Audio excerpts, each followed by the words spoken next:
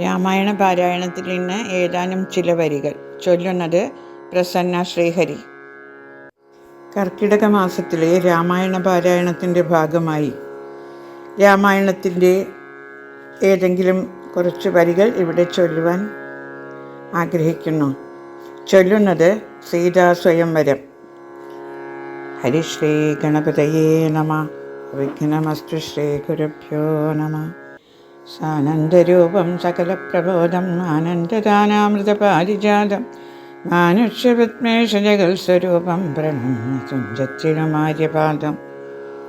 വിശ്വാമിത്രനും പരമാനന്ദം പ്രാപിച്ചപ്പോൾ വിശ്വനായകൻ തന്നോട് ഈ വണ്ണമരുൾ ചെയ്താൻ. ബാലകന്മാരെ പോകമിതിലാ പുരിക്കു നാം കാലവും വൃഥാ കളഞ്ഞിടുകയരുതല്ലോ.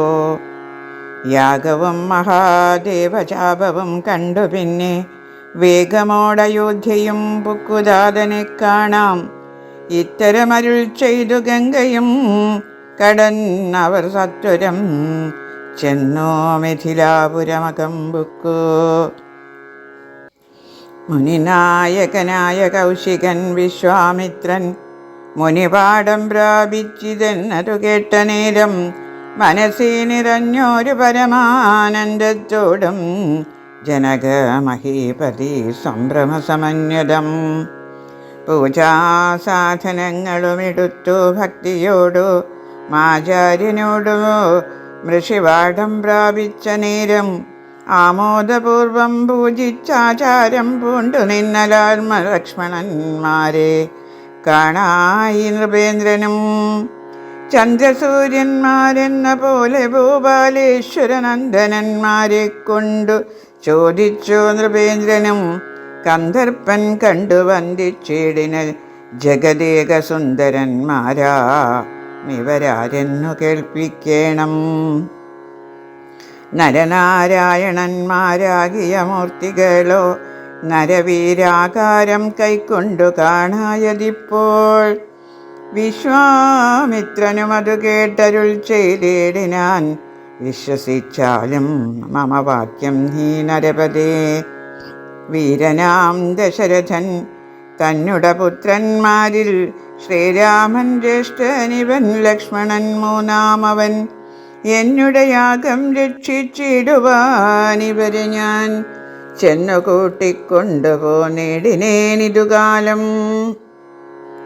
കാടകം ബുക്കനേരം വന്നൊരു നിശാചരി താടക തന്നെയൊരു ബാണം കൊണ്ടെയ്തു കൊന്നാൻ.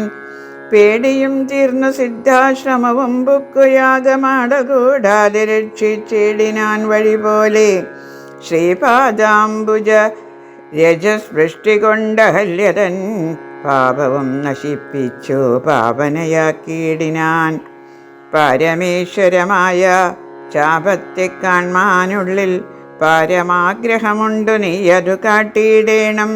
ഇത്തരം വിശ്വാമിത്രൻ തന്നുടെ വാക്യം കേട്ടു സത്വരം ജനകനും പൂജിച്ചു വഴി പോലെ. സൽക്കാരയോഗ്യന്മാരാം രാജപുത്രന്മാരെ കണ്ടുൾ ഉൾക്കുരുന്നെങ്കിൽ പ്രീതി വർദ്ധിച്ചു ജനകനും. തന്നെ സജീവനെ വിളിച്ചു നിയോഗിച്ചു ചെന്നു നീ വരുത്തേണം ഈശ്വരനുടെ ശാപം. എന്നതു കേട്ടു മന്ത്രിപ്രവരൻ നടകൊണ്ട അന്നേരം ജനകനും കൗശികനോടു ചൊന്നാൻ. രാജനന്ദനായ ബാലകൻ രഘുവരൻ, രാജീവലോചനൻ സുന്ദരൻ ദാശരഥി വില്ലിരു കുലച്ചുടൻ വലിച്ചു മുറിച്ചിടിൽ.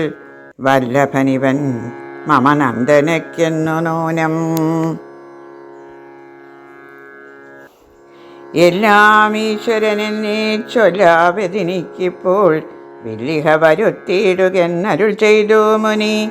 കിങ്കരന്മാരെ നിയോഗിച്ചിതു മഹേന്ദ്രനും ഹുങ്കാരത്തോടു വന്നു ചാപവാഹകന്മാരും.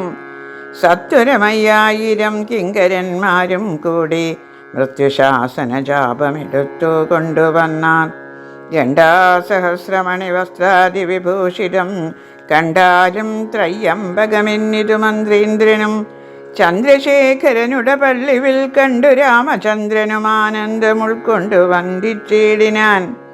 വില്ലെടുക്കാമോ കുലച്ചിടാമോ വലിക്കാമോ ചൊല്ലുകെന്നതു കേട്ടു ചൊല്ലിനാൻ വിശ്വാമിത്രൻ.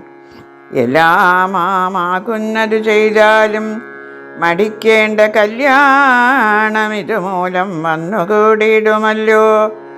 മന്ദഹാസവും പൂണ്ടു രാഘവനതു കേട്ടു മന്ദം പോയി ചെന്നു നിന്നു. കണ്ടിതു ശാപം ജ്വലിച്ച തേജസ്സോടുമെടുത്തു വേഗത്തോടെ കുലച്ചു വലിച്ചുടൻ മുറിച്ചു ചിതശ്രമം. നിന്നരുളിയിടുന്ന നേരമീരേഴു ലോകങ്ങളും ഒന്നു മാറ്റൊലിക്കൊണ്ടു വിസ്മയപ്പെട്ടു ജനം. പാട്ടുമാട്ടവും കൂത്തും പുഷ്പവൃഷ്ടിയും ഓരോ കൂട്ടമേ വാദ്യങ്ങളും മംഗലസ്തുതികളും.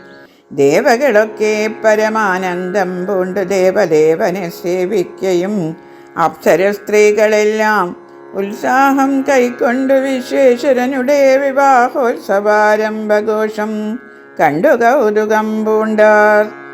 ഉത്സാഹം കൈക്കൊണ്ടു വിശ്വേശ്വരനുടെ വിവാഹോത്സവാരംഭഘോഷം കണ്ടു കൗതുകം പൂണ്ടാർ. ഉത്സാഹം കൈക്കൊണ്ടു വിശ്വേശ്വരനുടെ വിവാഹോത്സവാരംഭഘോഷം കണ്ടു കൗതുകം പൂണ്ടാർ.